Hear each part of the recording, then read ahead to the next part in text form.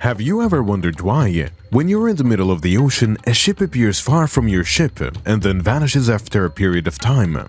Or how about when you're in an airplane and spot another jet far away, only to discover it has vanished after a brief period of cloud cover? How will you respond? A similar scenario actually happened when a plane or a ship travels within a certain oceanic range. It loses contact with its station and is never discovered. The oceanic range is known as Bermuda Triangle.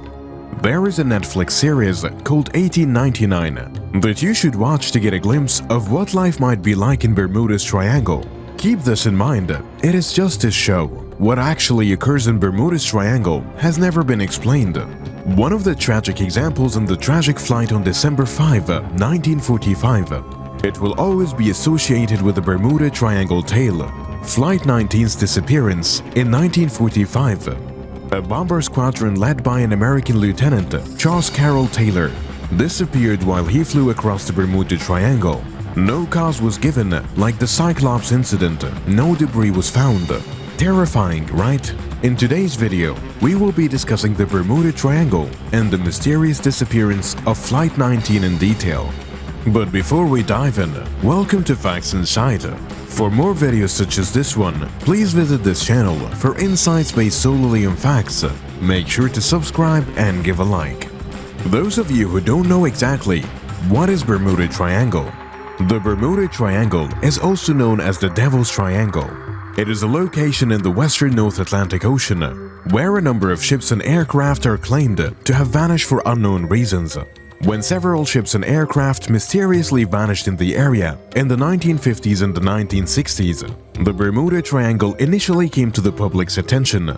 Others ascribe the disappearance to natural occurrences like human error, piracy, or harsh weather conditions, while some think that the Bermuda Triangle is a location where supernatural or paranormal happenings take place. However, there is no scientific proof that the Bermuda Triangle exists, or that it's more likely than any other location in the globe for strange or mysterious events to occur there. Many of the recorded instances in the Bermuda Triangle may have been exaggerated or misreported, and subsequent studies have typically provided an explanation for many of the disappearances. And one of those is the disappearance of Flight 19. It started out just another typical training flight. The training flight's location appeared to have a typical weather condition.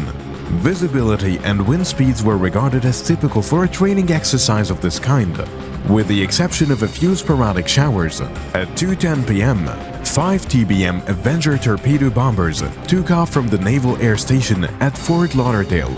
On December 5, 1945, Florida's Lauderdale, the Triangle Flight Plan called for the planes, collectively designated as Flight 19, to go east from the Florida coast to execute bombing runs at a spot named Hens and Chickens Shoals.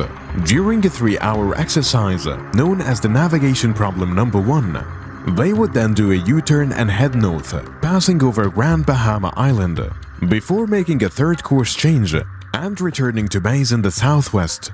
Each of the Avengers had a crew of 3 Navy or Marine members, the most of whom had logged close to 300 hours in the air, with the exception of one aircraft that only carried 2 men.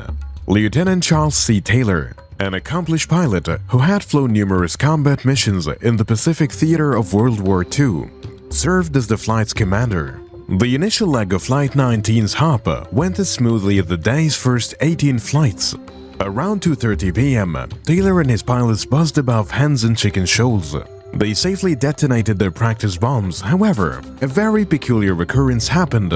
Not long after the patrol made its second northward turn, Taylor became convinced that his Avenger's compass was broken and that his aircraft had been flying in the wrong direction for reasons that are still unknown. Only after a front moved through and brought rain, strong gusts, and dense cloud cover did the problems get worse. Flight 19 lost all sense of direction. Over the radio, one of the pilots replied, "I don't know where we are. We must have become disoriented at the final turn." The first person to hear the patrol's radio conversation was Lieutenant Robert F. Cox, a different Navy flight instructor who was flying close to the Florida coastline. He called the Avengers to see whether they required help right away after informing the air station of the emergency. Taylor added, "Sounding worried, both of my compasses are out, and I'm attempting to find FT Lauderdale, Florida. I'm in the air, but it's damaged. I know I'm in the Keys, but I'm not sure how deep." It didn't seem like Taylor's assertion made sense. Less than an hour earlier, he had completed his scheduled pass over the Bahamas Hens and Chicken Shoals, but he suddenly thought that somehow his aircraft had somehow stayed hundreds of miles off course and wound up in the Florida Keys. The 27-year-old has just moved from Miami to Fort Lauderdale, and many have since theorized that he might have mistaken some of the Bahamas Islands for the Keys. Taylor had become convinced that he might be over the Gulf of Mexico's wares under typical circumstances. Pilots lost in the Atlantic were expected to aim their planes towards the setting sun and fly west towards the mainland. He took the fatal choice to direct Flight 19 northeast, which would only take them further out to the sea, in his futile attempt to locate the Florida peninsula. A few of his pilots appear to have realized that he was erring. One man complained of the radio. "Damn it, we could go home if we just flew west," someone said. After being eventually convinced to turn around and head west, Taylor appears to have rescinded the order and again changed course just after 6 o'clock. He continued to be concerned that he might be in the Gulf and added, "We didn't travel far enough east. We might as well go back now the way we came and head east." Although some investigators contend that one jet broke out and flew in different directions, his pilots are likely to have protested against the choice, and most of them followed their commander's instruction. As Flight 19 waded out of sea, its radio broadcast eventually got progressively weaker. Taylor was heard preparing his crew for a potential crash landing in the ocean as fuel starting to run low. He responded, "All planes close up tight. Unless landfall, we'll have to detach." When the first plane's fuel level drops below 10 gallons, we all crash together. A short while later, an unsettling hum of static took place of the Avenger's final radio transmission. There was no further word or sighting of any of the 14 airmen who were part of the Flight 19. On December 5, 1945, more men than just these 14 would go without a trace. Around 1800 hours that evening, shortly before the last message was received, a search and rescue operation was started to find the flight and its crew, because it was known that the jet's fuel would have run out at 2000 hours. 2 consolidated BPM marine flying boats were diverted from their initial training flights to take part in square pattern searches in an effort to find any remnants of Flight 19. Surface ships, both military and commercial, were informed of the missing PBM-5 Bureau number 59225. One of these aircrafts took off at 1927 hours from NAS Banana River in Brevard County, Florida, with a crew of 13 rescue workers on board. After a brief routine message, the aircraft called in again, but within about 20 minutes of the takeoff, it completely vanished from radar. That evening, in the same area where the missing BPM had vanished from radar, a merchant ship off the coast of Fort Lauderdale reported seeing a burst of flame just before sailing through an oil slick. The Navy conducted a broader rescue operation the following morning at first light, needing to look for a total of 6 downed planes. The search for the planes and the crew members took place over a 3,000 square mile area over the course of around 5 days. Numerous theories have been proposed to explain these disappearances, including the Bermuda Triangle, secret government experiments, and alien abductions.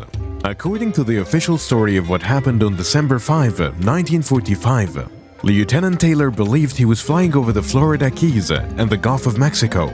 Although he actually was not, he was unable to pinpoint his exact location because of his broken compasses. Taylor and his airmen eventually ran out of fuel, which forced them to bring their aircraft to a stop and perish in the elements. Since explosions were common cause of aircraft mishaps, the specific model's disappearance is sometimes attributed to one. Whatever the reason, they have not been found in any way.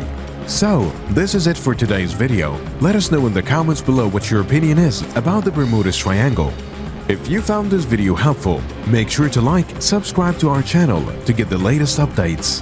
Thanks for watching and see you soon in our next video.